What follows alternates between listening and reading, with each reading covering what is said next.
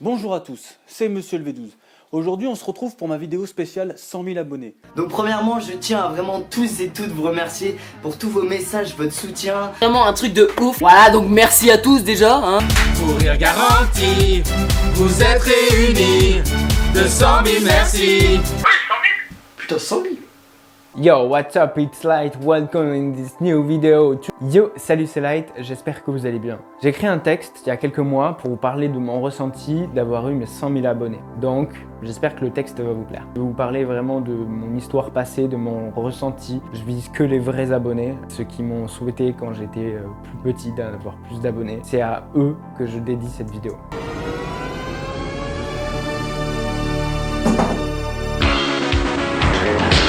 Donc nous sommes actuellement 100 000 abonnés. Nous sommes une très grande famille, vous souvenez. Tous les plus grands youtubeurs sont passés par là. En 2013, quand je regardais un youtubeur recevoir son trophée des 100 000 abonnés, c'était un événement le truc. Ils regardaient en direct leur compteur d'abonnés atteindre 100 000 abonnés. Ils en étaient fous, ils en étaient fiers, ils en faisaient même des vidéos unboxing. Certains même en pleuraient. Beaucoup se lançaient par passion, par juste envie d'animer une communauté et étaient justement sur internet pour la première fois de leur vie reconnus pour leur travail ou leur personnalité. Vas-y, tu me dis quand c'est ok. Ok. Ils donnaient vie à leurs idées, à leur création sous forme de vidéos, leur popularité a augmenté et l'argent a suivi. Toute cette notoriété amène des pouvoirs qui permettent d'être redistribués aux abonnés, à des projets personnels ou à de l'autosatisfaction. C'est un espace dans lequel on va faire des vidéos dans des conditions vraiment exceptionnelles. Les amis, pour tout vous dire, je lance ma marque de vêtements, ma marque de prêt-à-porter. Moi à l'époque, je les ai vus et j'ai bavé très tôt sur eux, je voyais ce qui se passait. Mais avant de me lancer, j'ai longtemps analysé, cherché du matériel, des concepts. Par peur de mal faire, je me suis pas lancé plus tôt. J'ai pas osé, je voulais vraiment bien faire. Je voulais apporter ma touche, mon univers, divertir, insuffler la vie, autant que les créateurs avaient réussi à le faire sur moi. Isolé et seul dans un 13 mètres carrés, j'ai loupé le train et pris un tout petit peu de retard, à peine 1 an et demi. Mais résultat, je me retrouve avec un trophée qui n'a même plus la tête que celui que je convoitais à l'époque. Pour y arriver à mes débuts, je savais quand même deux choses. La première, c'est que la passion, la régularité et l'originalité attiraient les spectateurs. Et la deuxième chose, c'est que se faire connaître prenait un peu de temps. Et donc, commencer le plus tôt, c'était le mieux. Mais aujourd'hui, même ces croyances-là sont remises en question. La plupart des youtubeurs mettaient quelques mois, voire quelques années avant d'atteindre les 100 000 abonnés. Pour moi, il m'aura fallu 8 ans. L'histoire de ma chaîne est donc beaucoup trop longue et une longue histoire de chaîne amène forcément un changement des abonnés originales, c'est-à-dire que les personnes qui regardent aujourd'hui cette vidéo ne sont plus les personnes qui regardaient ma chaîne YouTube avant les 1000 abonnés. Et surtout, moi et mes objectifs ont changé, ont évolué. Et je m'estime heureux parce que des amis à moi, après 11 ans de carrière sur Internet, n'ont toujours pas percé sur Internet. Alors qu'aujourd'hui, certains nouveaux créateurs arrivent et cartonnent en quelques semaines seulement.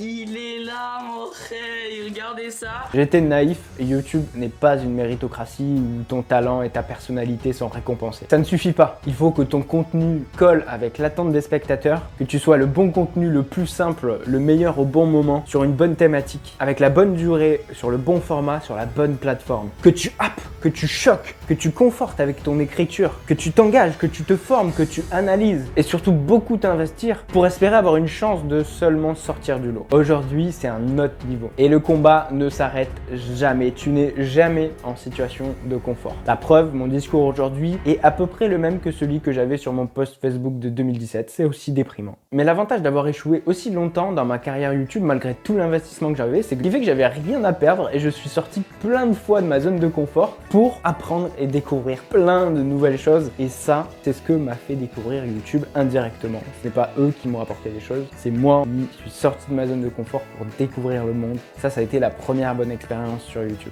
Je vous ai entraîné sur cette chaîne YouTube dans plein de sujets différents. Peut-être qu'aujourd'hui vous êtes abonné pour un type de contenu et que finalement en fait des années plus tard, je ne fais plus ce contenu-là. Aujourd'hui, on se retrouve pour un podcast sur l'amour, placement de produits J'apprends constamment plein de choses sur internet, ça me captive, je suis un vrai geek. J'ai rencontré tellement de gens et réalisé tellement de mes rêves hors caméra.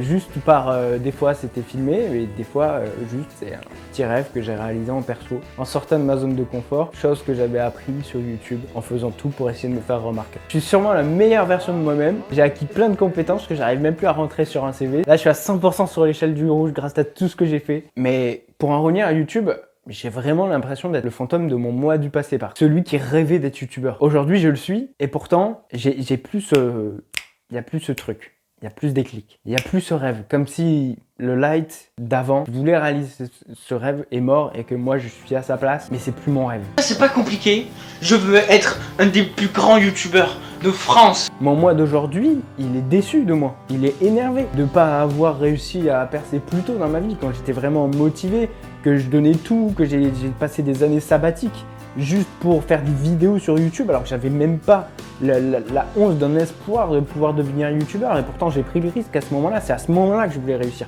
Justement, je m'occupe de ma vie parce que là je suis pauvre, et après je reviens, d'accord? Je serai youtubeur, tu vois, je ferai que ça de ma vie, je serai heureux, je me réveillerai le matin, je ferai oh, trop bien, je suis trop content, Contre-Nick, t'es parti, wow, trop. Mais je vais pas à ma chaîne YouTube. Ça fait 2 ans que je suis sur YouTube et je suis qu'à 2000 abonnés, c'est beaucoup.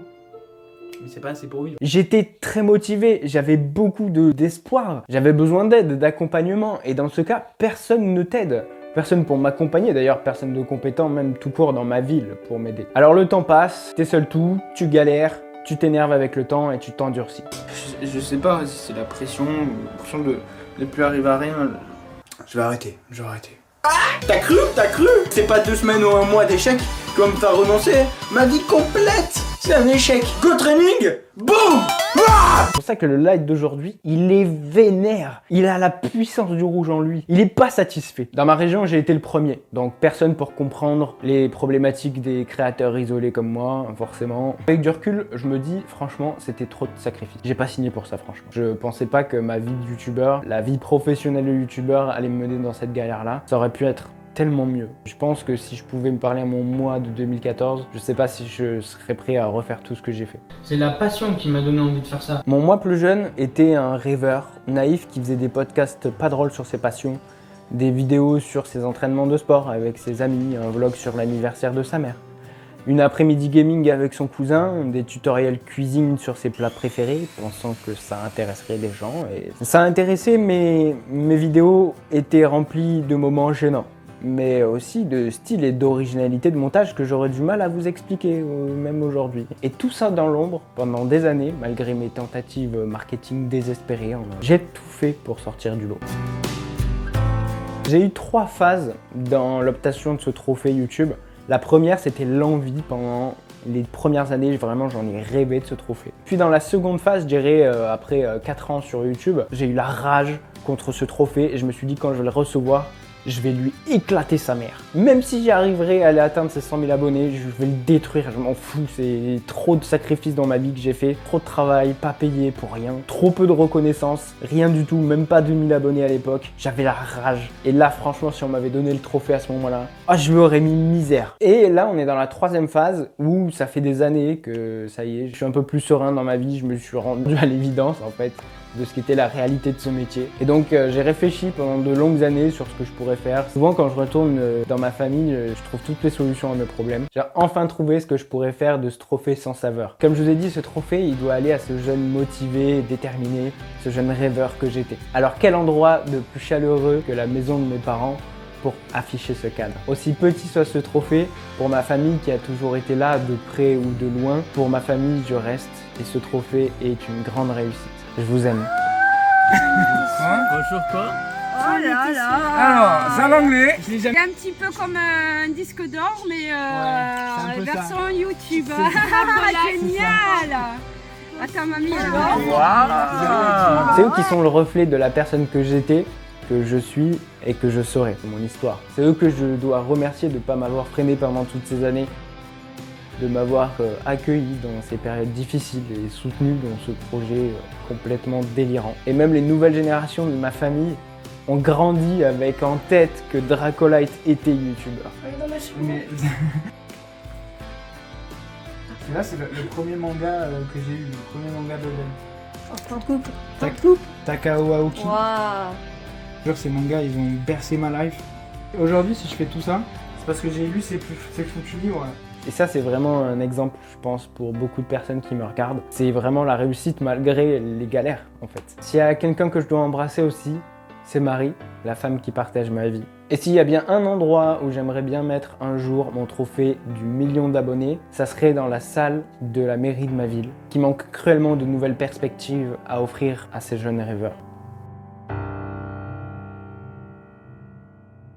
L'essentiel pour moi, c'est plus la notoriété, faire vibrer les foules ou même un trophée YouTube, vous l'aurez bien remarqué. Mais c'est la fierté de mon entourage, vivre une vie paisible, développer mes compétences et des projets de fou, notamment actuellement dans les tout petits combats.